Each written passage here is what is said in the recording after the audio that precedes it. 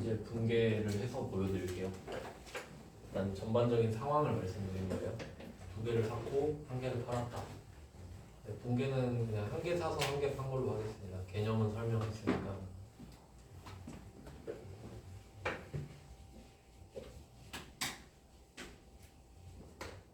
그럼 처음에 상품 하나 사왔을 때 상품 80으로 써야겠죠? 78 더하기 2니까 80으로 쓰고 현금 80.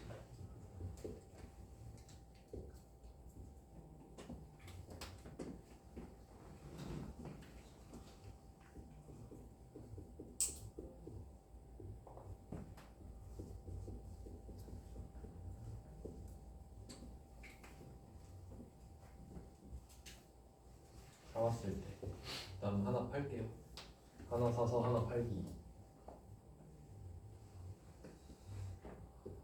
그럼 팔면 일단 상품 매출이라는 계정 과목을 써요.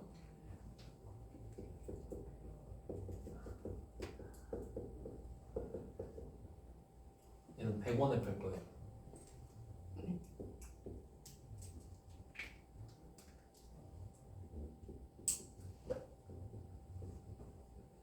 수익입니다, 수익.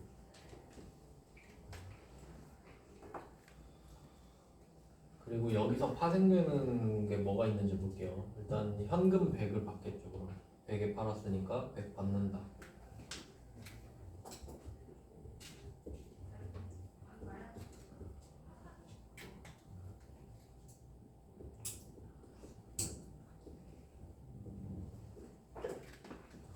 여기서 100원을 벌었는데 어떻게 벌었냐? 상품을 줘야 되죠. 사온 상품을 줘야 100을 받지. 그래서 원래는 상품 80 나가는 것도 해야 되거든요. 네, 프로그램 특성상 안 해도 되는 겁니다. 네, 뭐 하나하나로 따져보면 해야 되니까 원래는 상품 80짜리가 나간다. 자산의 감소겠죠, 나가니까.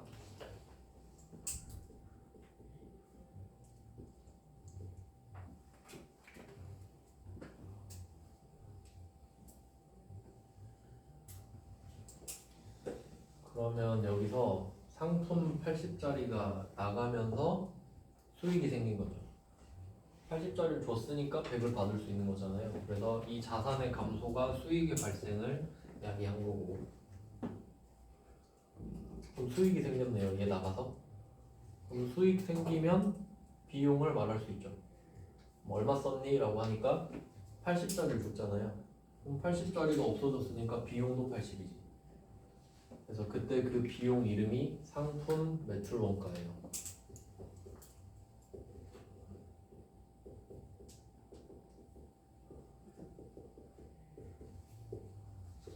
82죠. 비용입니다. 비용.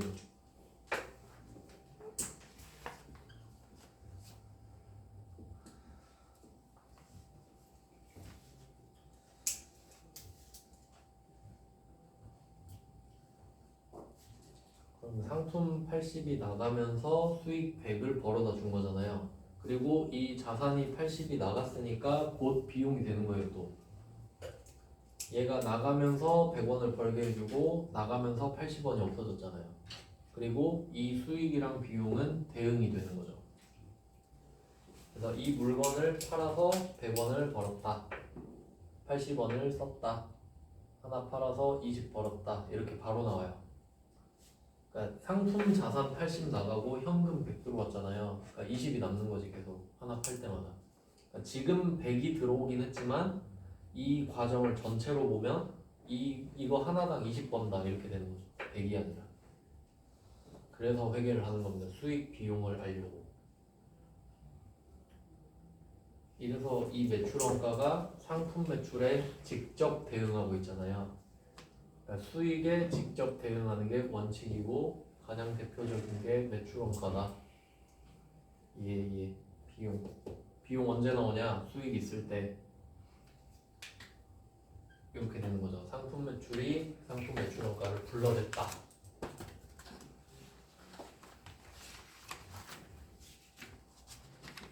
그래서 아까 사올 때 운반비 2만 원 있잖아요. 걔가 여기 포함되어 있죠, 80에. 왜냐면 상품에 포함되어 있으니까. 여기로 갔다가 여기로 가는 거예요. 여기까지가 상품 매출원 거고. 아직 판매 운반비를 안 했거든요.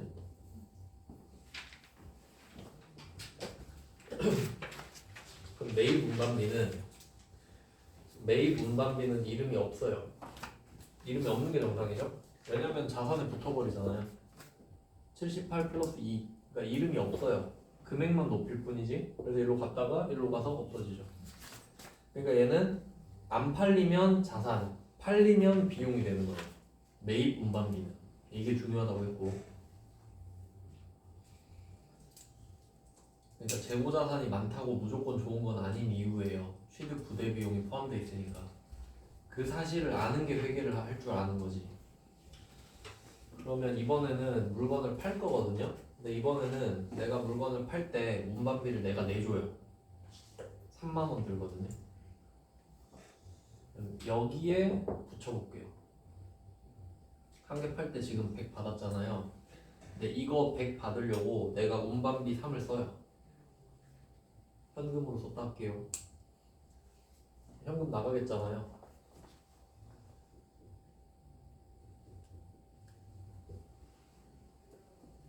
자산 감소죠?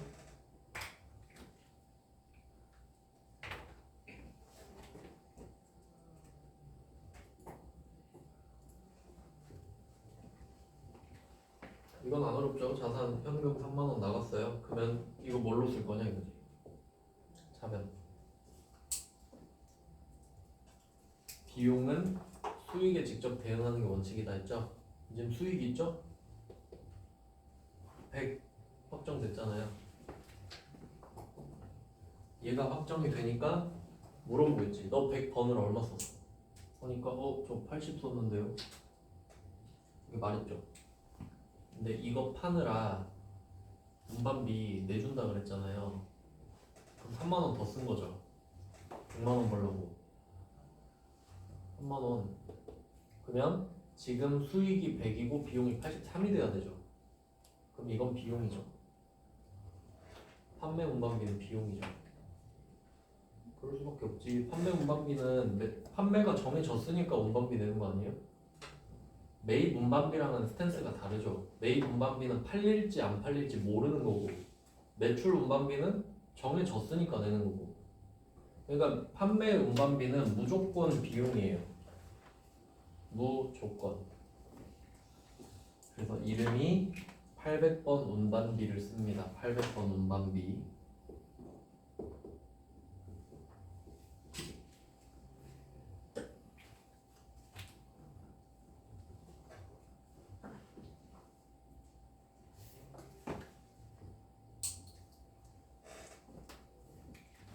이렇게 아다리가 맞는 거예요.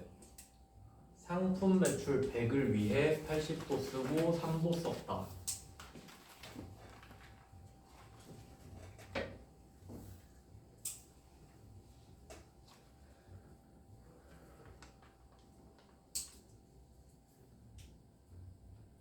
네, 이렇게 돼요. 그러니까 두 개 써놨지. 매출원가, 판매 운반비. 수익은 쉽다 그랬잖아요. 물건 갖다 주면 끝나니까. 그럼 그 물건 갖다 줄 때 이 두 개가 같이 나온다.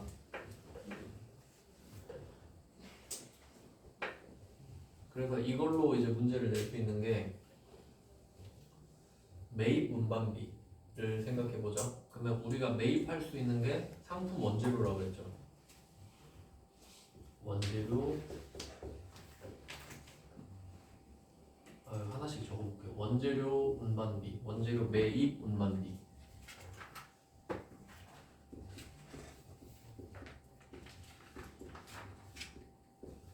원재료 매입 운반비가 뭔가요? 하면 개정 과목 원재료.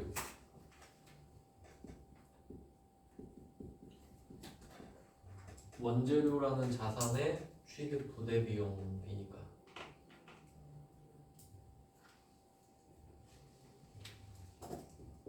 그다음에 상품 매입 운반비.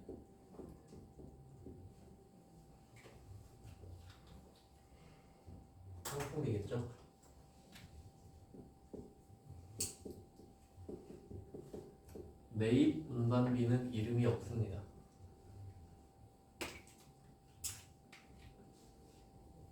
그 다음에 파는 거는 제품이랑 상품밖에 못 팔죠. 제공품도 팔 수는 없어요. 그러면 제품, 상품, 매출, 운반비.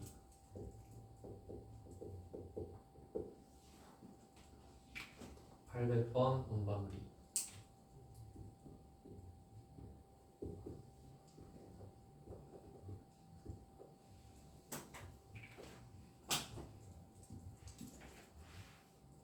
시험에 내면 잘 틀리겠죠? 그러니까 여기서도 나오는 거예요. 왓이 아니다. 뭐야 하면 운반비죠. 그게 중요한 게 아니죠. 왜? 사느라 파느라가 중요하지 운반비가 중요한 게 아니다. 운반비에 꽂혀 있으면 틀리겠죠. 그러니까 포커스를 사느냐 파느냐로 바꾸셔야 돼요. 사면 자산, 팔면 비용.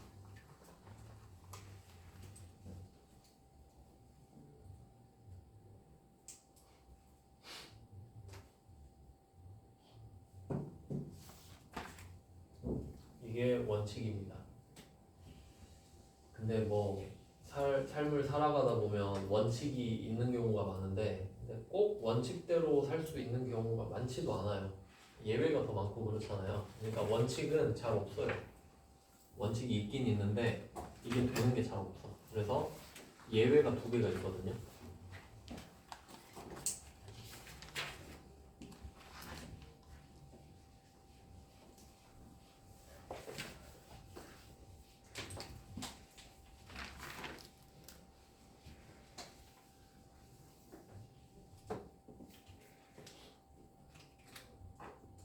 (2번) 기간에 대응시키는 거.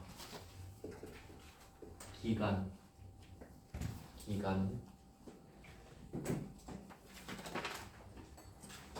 왜 기간에 대응시키냐? 1번을 하고 싶었는데 안 되니까요. 안 돼서 어쩔 수 없이.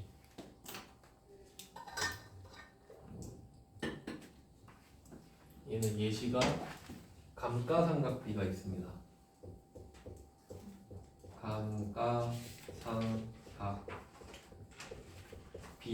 감가상각비.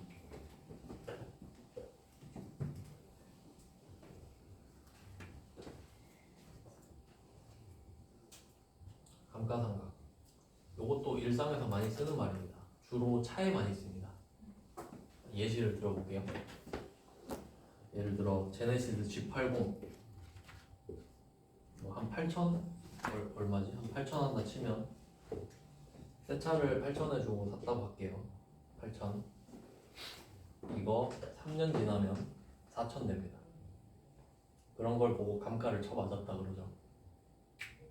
감가상각은 사용해서 가치가 떨어지는 걸 말해요. 근데 대형 차는 가격이 빨리 떨어지거든요. 수요가 별로 없어가지고. 근데 가격 방어 잘 되는 거 뭐 있어요? 아반떼, 소나타 뭐 이런 거 아니에요? 그랜저.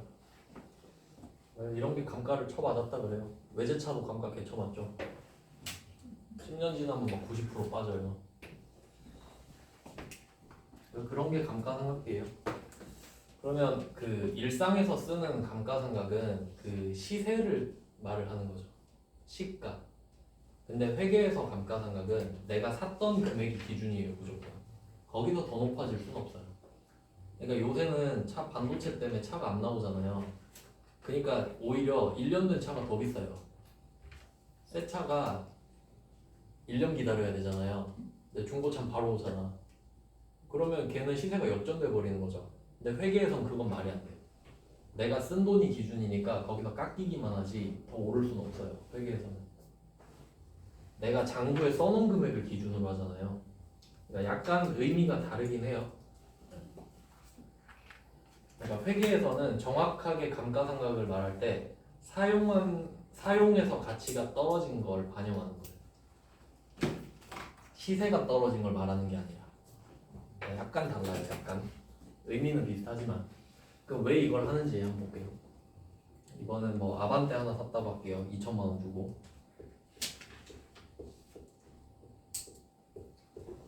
아반떼 2천만 원 주고 샀습니다. 그러면 회사가 차를 사는 이유는 당연히 업무를 잘 보기 위해서고 돈을 더 잘 벌기 위해서죠. 그럼 2천을 썼다는 건 팩트예요. 근데 문제는 뭐냐면 내가 이 차를 사서 얼마를 더 벌게 됐는지를 알 수가 없어요. 어떻게 할 거야? 그리고 이 차를 쓰면서 가치가 떨어지잖아요. 근데 얼마나 떨어지는지도 알 수가 없어요. 그러니까 확실한 건 이 차를 타면 돈을 더 번다, 그리고 차 가치가 떨어진다 밖에 없는 거예요. 그러니까 1번처럼 할 수가 없는 거죠. 얼마 썼는지도 모르고 얼마가 떨어졌는지도 모르니까. 근데 확실한 건 하나예요. 내가 이 차를 2천만 원 주고 샀고 언젠간 폐차를 시킬 거라는 거지. 그럼 2천에 샀으니까 얘가 떨어질 수 있는 가격은 2천만 원밖에 없는 거예요. 그건 정해져 있죠? 네, 실제 세상에서는 아까 말씀드렸죠. 이게 가격이 더 오를 수도 있는 거라고.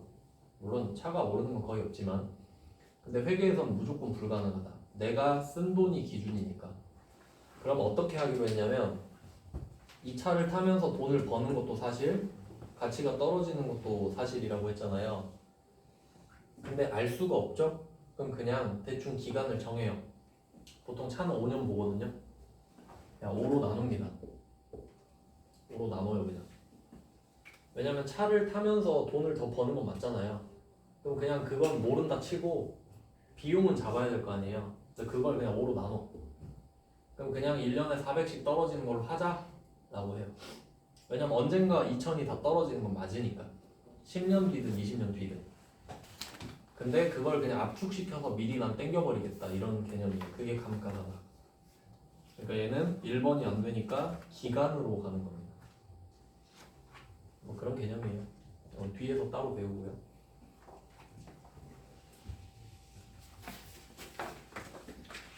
그다음에 3번. 이게 제일 많아요. 3번은 직접 비용 처리.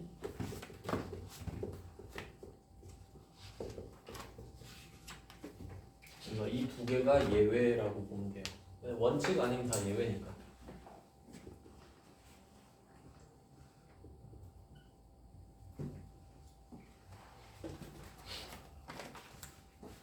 직접 비용 처리는 너무 많아요.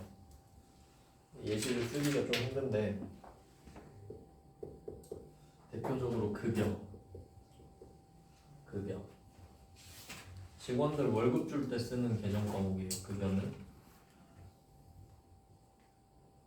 급여를 한번 생각해 보면 월급은 우리나라는 한 달에 한 번 월급 주게 돼 있잖아요. 근데 월급 루팡도 있고 일당백도 있단 말이에요. 그러니까 이 돈을 주면 일 더 많이 하는 애도 있고 일 안 하는 애도 있죠. 근데 이 한 명 한 명 월급을 주면서 이 사람이 얼마를 벌어내는지 알 수 없죠.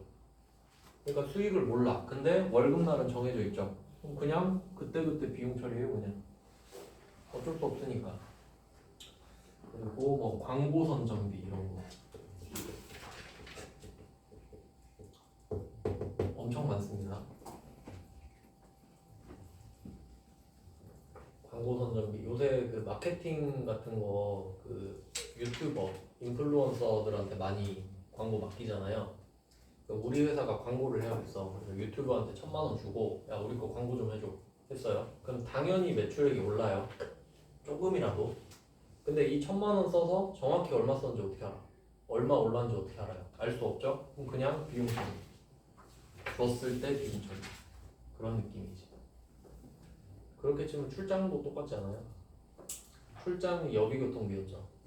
출장 갔다 오면 돈 더 벌겠지. 뭐 어떻게 좋아질 테니까. 근데 얼마 버는지 어떻게 알아? 그럼 그냥 쓸 때 비용 처리. 그러니까 3번이 압도적으로 많지. 근데 알고 3번을 써야죠. 그냥 3번 같은데 3번 뭐 이런 게 아니라 1번, 2번이 별로 없어서 3번이 많구나. 그럼 1번, 2번을 알아두시는 게 좋겠죠? 그럼 그거 빼면 다 3번이니까. 네, 이렇게 알고 계셔야 됩니다.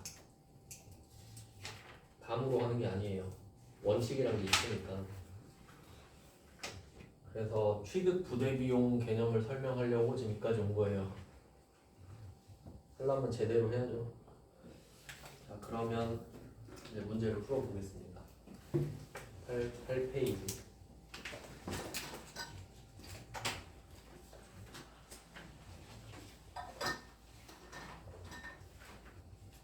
8페이지 재고자산 나왔죠? 재고자산 45번 보세요. 10월 20일 수입한 원재료에 대해 관세 200만원, 통관수수료 30만원을 현금으로 지출하였다. 이게 뭔지 모르겠다 싶으면 확실한 걸 쓰세요. 여기서 확실한 건 현금 130이 나갔다, 230이 나갔다. 그러니까 확실한 것부터 쓰세요. 그게 이제 쉽게 접근하는 방법이에요. 그 정도는 아시죠? 네, 현금 230 나갔다. 그 정도 노력은 해야 된다는 거예요. 손 놓지 말고 해놓고 차변이 뭘까? 그럼 지금 사고 있는 자산을 찾으면 돼요. 우린 지금 어떤 자산을 사고 있죠? 원재료죠? 그럼 원재료가 자산이네. 얘가 지금 중심이에요. 근데 관세, 통관수수료 요거는 무역 쪽이에요. 수입 쪽. 근데 우리 지금 안 배웠거든요. 네, 잘 생각해봐요. 이게 중요할까? 지금 이건 무슨 의미가 있냐면 내가 원재료를 수입하고 있거든요. 근데 내가 수입 절차는 몰라. 근데 그 가끔씩 직구하시면요, 직구하면 카톡 와요. 세관에서 관세랑 부가세 내면 물건을 보내주겠다 협박을 한단 말이죠. 왜냐면 수입을 한 거기 때문에. 그럼 우리는 그 돈을 내야만 물건 받을 수 있죠. 그럼 요거는 취득 부대 비용이에요. 그럼 계정 과목이 뭐예요? 원재료요. 지금 관세고 통관수수료고 그딴 거 뭐 나발이고 알 필요가 없단 소리예요. 원재료를 사고 있다는 것만 알면 돼. 접근 방식은 이런 거죠. 아니면 그러면 뭐 내가 이 한 문제 풀려고 무역에 대해서 공부하고 세관장한테 전화하고 뭐 그럴 필요 없잖아요. 맥락만 읽으면 된다 이 말이지. 그러니까 이거는 그냥 원재료 사는데 운반비 200 들었다, 뭐 보험료 30 들었다, 이거랑 똑같아요 그냥. 그러니까 일단 다 갖다 붙이고 보는 거죠. 그리고 얘네들은 이 원재료가 제품이 돼서 팔리면 비용 처리가 인정되겠지. 뭐 그런 것까지 알면 제일 좋고. 그다음에 46번 갈게요. 상품 샀대요. 내용을 보니까 내용이 뭐 우체국 택배 맞죠?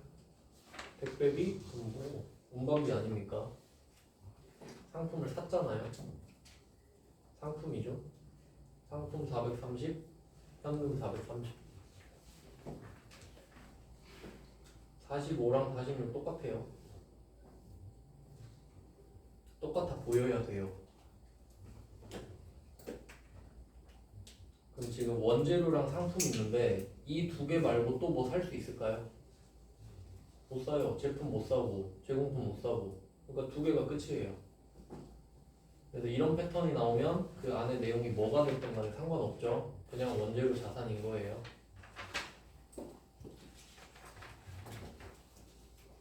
근데 좀 디테일하게 들어가 보면 그 관세 있잖아요. 관세가 세금이겠죠. 세관에 내는 세금이 관세거든요. 근데 관세는 뭐 그것까지 할 필요는 없는데 부가가치세랑 좀 비교해 볼 필요는 있거든요. 그러니까 우리가 부가가치세도 원래 내야 돼요. 실제로 수입하면. 근데 부가가치세는 왜 언급 안 하냐면 부가가치세는 돌려받을 수 있거든요. 돌려받을 수 있는 걸 원재료의 가격에 붙여버리면 회계 처리가 복잡해지겠죠. 붙였다 또 떼야 되잖아. 그러니까 돌려받을 수 있는 세금은 애초에 분리를 해놔요. 그리고 돌려받을 수 있는 애는 그냥 돌려받아 버리는 거지. 근데 관세는 돌려받으려면 좀 조건이 까다롭거든요. 그러니까 안 된다 가정하고 붙여요 일단. 그리고 그냥 끝인 거예요. 근데 부가세는 돌려받을 수 있으니까 안 붙인다고 아예. 그러니까 세금도 급이 다르다. 뭐 그런 맥락인 겁니다. 뭐 그건 부가가치세에서 다시 설명을 드리고요. 그러면 45, 46은 매입 운반비인 거죠. 컨셉이 매입 운반비. 45번은 아니긴 하지만 그렇게 볼 수 있다는 거죠. 좀 융통성 있게 받아들이셔야 돼요.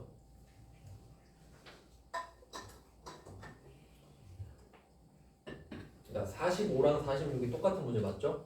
근데 46은 그 중에 운반비잖아요. 그래서 47번을 또 달아놨지.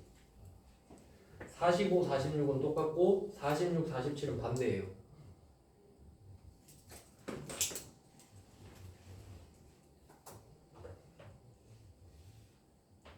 사십칠 번에 화물 운송비인데 판매하면서잖아요. 그럼 답 정해졌죠. 800번 운반비.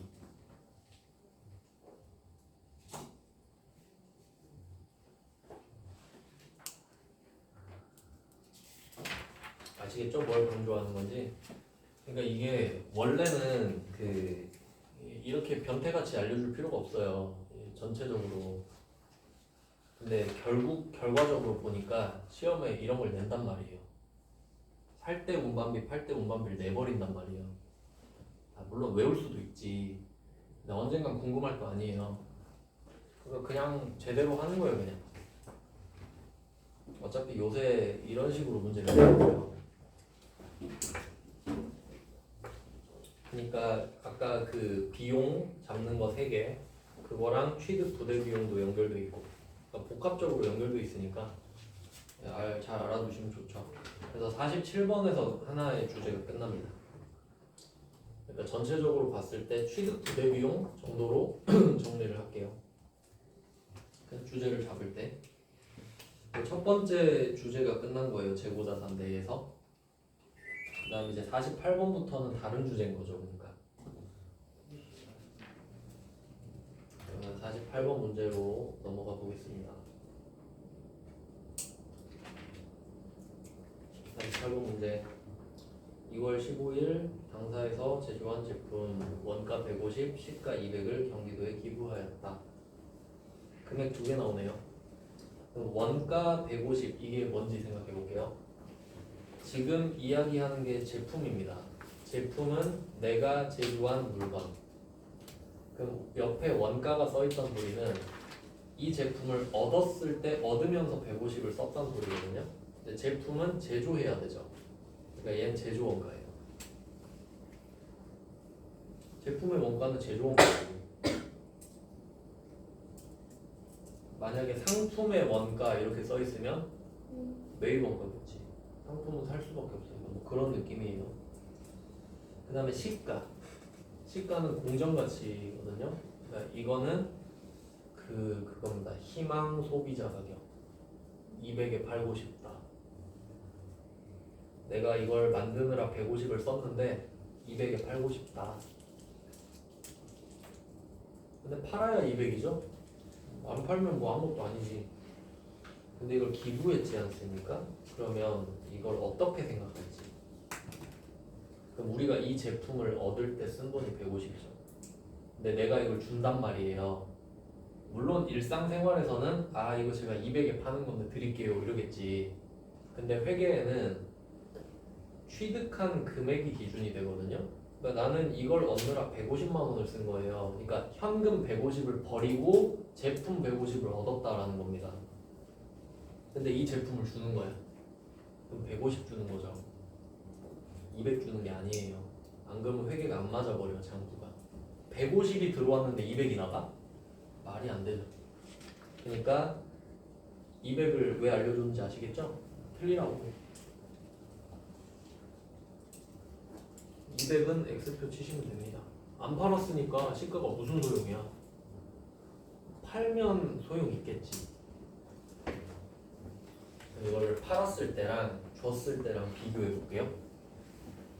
원래 부가가치세도 있어야 되는데 안 배웠으니까 없다 치고.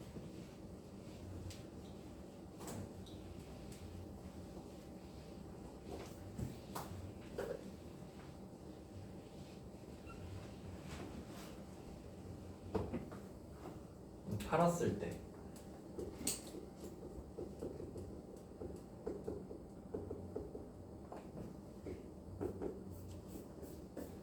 팔았을 땐 제품 매출 수익입니다.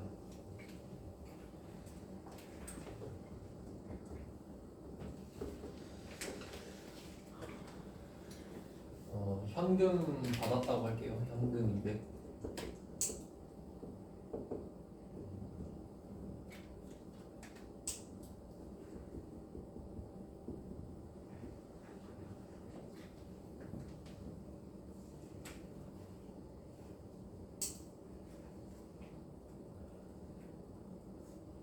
뭐 이렇게 실제로는 이렇게 적어요. 근데 아까 말씀드린 대로 보면 밑에 원래 제품 150 나가야 되고 제품 매출원가 150이 나와야 돼요. 근데 그걸 하진 않아요. 실제로는. 그러니까 이론상은 그런데 그 프로그램 특성상 안 적어도 되는 겁니다. 그 정도까지 알고 계시는 게 좋겠죠? 그러니까 원래는 제품 150이 나가고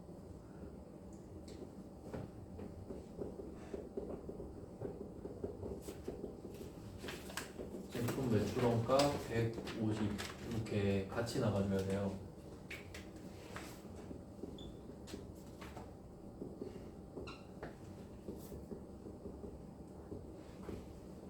원래는 이게 그 정확한 분배인데 이 부분은 할 필요가 없는 겁니다. 안 합니다. 하면 안 됩니다. 알아서 되거든요 나중에. 얘는 안 하는 거예요. 원래는 세트인데 이거 팔았을 때 이제 줘볼게요. 주면 돈 못 받죠. 그럼 제품 매출은 나오면 안 되죠. 근데 제품이 나가는 건 있어야 돼요. 그럼 제품이 나가면 150짜리가 나가겠죠.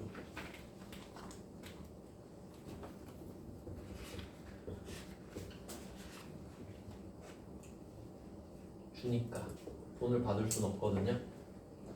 우리 입장에서는 150을 그냥 준 거랑 똑같아요. 그럼 이게 자산이 줄어들었으니까 비용이 되거든요. 네, 그 비용 이름이 기부금이에요. 기부금이라는 비용을 써요.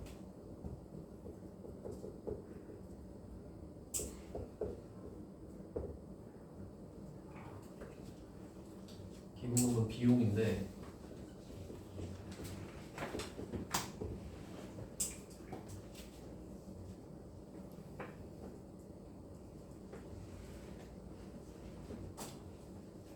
비용을 쓸 때는 제가 500, 800, 900 3개 있다 했잖아요. 근데 비용 쓸 때 제가 번호 안 적는 애들이 가끔 있을 거예요. 그럼 번호가 하나밖에 없어서 그래요. 그러니까 이 기부금은 비용인데 900이거든요. 900 하나밖에 없어요. 그러니까 기부는 좀 접대랑 비슷한데 접대도 주는 거고 기부도 주는 거죠. 근데 접대하면 무조건 회사한테 매출이 좋아져요. 영업과 관련이 있단 소리예요. 매기면 바로 결과 나오잖아요. 접대는. 근데 기부는 그런 건 아니죠. 국가에 기부했다고 갑자기 막 돈 주고 그러진 않잖아요. 그러니까 약간 이미지 개선 이런 느낌 아니에요? 기부는? 그러니까 기부는 영업과 관련된 비용은 아니에요. 그러니까 비영업이니까 900으로 아예 하나밖에 없는 거거든요. 그래서 그런 거는 번호를 안 쓴다고 생각하시면 돼요. 차이가 보이시죠? 그러니까 150이 나가는 건 팩트인데 매출을 하면 돈을 받잖아요. 그러니까 수익이 생기는 거고 주는 거면 수익이 없지. 뭘 받질 않으니까. 자, 그리고 여기서 제일 중요한 게 하나 있는데 이 제품에다가 한 개 더 해야 돼요. 그러니까 적요 8이라는 게 있는데 실제로 입력할 때 보면 계정 과목에 적요라는 게 있어요. 적요. 왜냐면 계정 과목이 좀 여러 항목을 뭉뚱그려 놓은 거다 보니까 그 만약에 접대비 이렇게 하잖아요. 그럼 접대비 중에서도 상대 직원한테 뭐 축의금을 주는 것도 있을 수 있고 뭐 술 사준 걸 수도 있고 선물한 걸 수도 있잖아요. 그런 걸 적는 게 적요거든요. 그러니까 디테일링을 하는 거예요. 근데 일단 우리 시험에서는 적요를 안 써요. 근데 이거 딱 하나 써요. 그러니까 다른 문제는 적요를 아예 생각할 필요가 없는데 지금 재고자산 쪽에서는 적요를 생각해야 된다는 거예요. 재고자산에만 적요가 나와요. 이거 딱 하나. 적요 중에 8번이 있는데 걔 이름이 타 계정으로 대체액이라고 돼 있어요. 타 계정으로 대체액.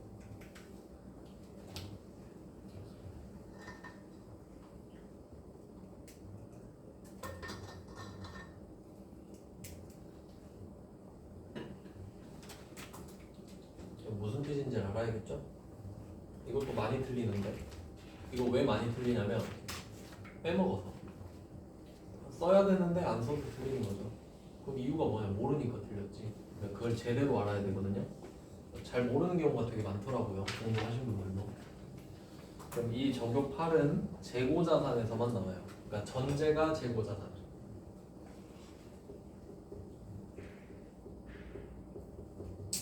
재고자산이 전제입니다. 그럼 재고자산은 아까 라인이 두 개 있었어요. 만든 거랑 산 거. 아 근데 지금은 기준이 그게 아니네. 지금은 원재료랑 제공품을 묶을 거예요. 원재료랑 제공품을 묶을게요. 원재료 제공품. 얘네들의 공통점. 얘네들한테 장래 희망을 물어보면 돼요. 그러니까 원재료랑 제공품이 창고에 지금 앉아 있거든요. 야, 너 왜 여기 앉아 있어? 물어보면 원재료는 제품이 될 거라 그래요. 제공품도 마찬가지죠. 그러니까 얘 둘은 꿈이 같아요. 둘 다 제품이 되는 게 꿈이에요. 얘네들 소원은 제품. 얘네들은 제품이 되면 꿈을 이룬 거고요. 자기 갈 길을 간 거예요. 그 다음에 제품, 상품도 있겠죠. 창고에 제품도 있고 상품도 있어요. 그럼 얘네들한테 또 물어봐요. 너는 왜 여기 있어? 하면 우리는 팔릴 거예요. 이러겠죠. 꿈이 확실하다고 얘네들은. 재고자산은 꿈이 확실해요.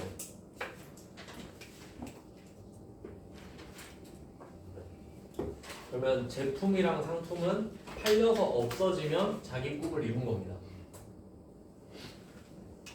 그러면 그게 이 상황을 대체가 된 걸로 보거든요. 제공품이 사라지고 제품이 되면 제공품은 제품으로 대체가 된 거죠.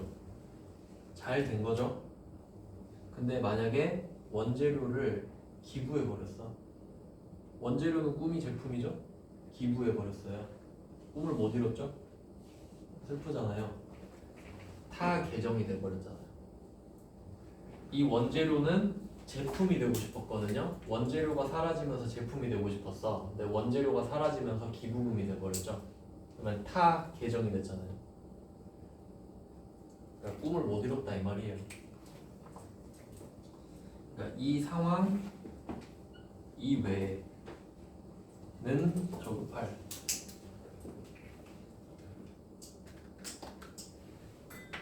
꿈을 못 이뤘다, 안타깝다 이런 뜻이에요.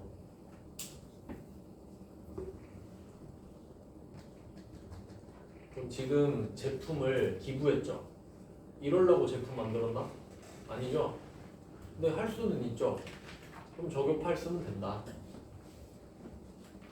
왜냐면 이게 팔릴 때는 이걸 안 해줘도 되거든요. 왜냐면 아까 안 해도 된다 했잖아요. 자동으로 되거든요. 근데 이것도 안 써버리면 팔린 줄 알아요. 근데 팔린 거 아니잖아요. 그러니까 신호를 보내줘야 나중에 자동으로 정리가 돼요. 그러니까 팔린 건 냅두고 안 팔린 것만 신호를 보내는 겁니다. 그래야 나중에 정리가 잘 되거든요. 뭐 이런 느낌입니다. 그럼 이제 48번 하나만 해도 되는데 혹시 헷갈리실까봐 49번 딱 49번까지만 해볼게요. 48이랑 49는 키워드가 기부예요. 기부. 둘 다 기부죠. 48, 49. 근데 49번은 현금 기부였죠. 뭐 답 바로 나오죠. 현금 50 나가고 기부금 50이잖아요. 왜 넣었을까? 나중에는 기억이 왜곡이 돼서 이런 질문을 들어봤어요. 기부금 나오면 저격팔 아니에요? 그렇게 돼버린다고. 잘못 묶인 거예요. 기부금 나오면 저격팔 아니에요? 저는 뭐라고 하겠어요? 아니에요 이러겠죠. 아니니까요. 그럼 얘는 49번은 저격팔 나오나요? 안 나와요. 왜냐면 현금 줬잖아요. 그러면 현금의 꿈을 생각해 보세요. 지가 벌려갖고 현금한테 물어봐요. 현금아 너 왜 여기 있어? 하면 뭐라고 할까요? 아무 말 안 하겠죠. 돈 말 안 하잖아요. 꿈이 없죠 현금은. 아니, 그냥 갖고 있는 거지. 돈은 많으면 많을수록 좋은 거 아니에요? 그러니까 여러분 현금 갖고 있는 이유 딱히 없죠. 쓸 일이 언젠간 있겠지 이런 거 아니에요? 꿈이 없다고. 그러면 내가 현금을 썼을 때 안타까운 상황도 없는 거예요. 그냥 아 쓸 일이 생겼군 이런 느낌이지. 근데 재고자산은 꿈이 있잖아요. 그게 차이가 나는 거라고. 그러니까 지금 여기도 기부가 중요한 게 아니라 뭘 기부했냐가 중요하죠. 제품을 줬어. 그 제품은 섭섭하겠죠. 저급할. 현금은 안 섭섭해야지. 그럼 그냥 냅두면 돼요. 그리고 어차피 적요는 재고자산에서밖에 안 나온다 했잖아요. 이런 느낌인데, 그러니까 재고자산은 크게 두 가지로 나누면 돼요. 취득 부대 비용 하고 적요팔 이렇게 가닥 잡으면 돼요. 그러니까 원래 재고자산이 범위가 엄청 넓거든요. 근데 이걸 분개로 내려면 두 개밖에 못 내요. 왜냐면 이 재고자산은 원래 말장난치는 주제거든요. 근데 여기서 말장난을 어떻게 쳐? 그러니까 분개로 모아보니까 두 개밖에 없더라. 이 정도 되니까 그래서 오히려 접근하기 쉽습니다. 오늘은 여기까지 하고 내일 재고자산 마무리하도록 하겠습니다. 고생하셨습니다. 수고하셨습니다. 수고하셨습니다.